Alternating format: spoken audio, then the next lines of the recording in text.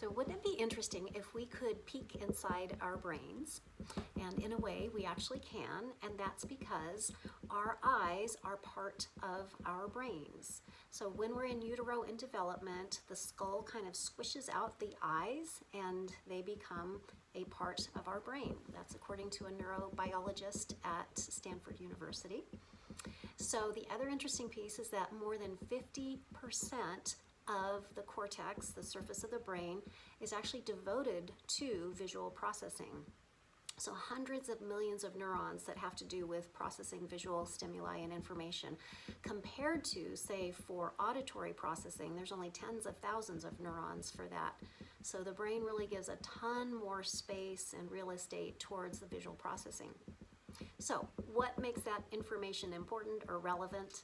I'm going to be speaking at the Career Thought Leaders Symposium that Marie Zimenoff is putting together.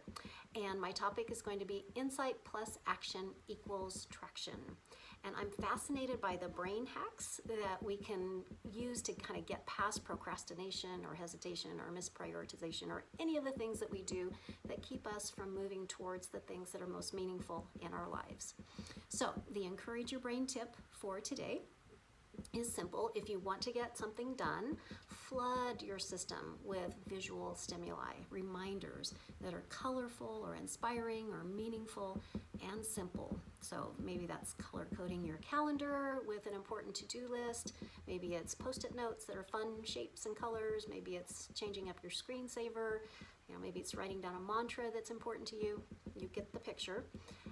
Those are simple ideas that we're likely already aware of in our experiences, and yet when we add that understanding behind it that our brain is devoted a huge amount of real estate to that visual processing, we can use that information to be smarter and more productive.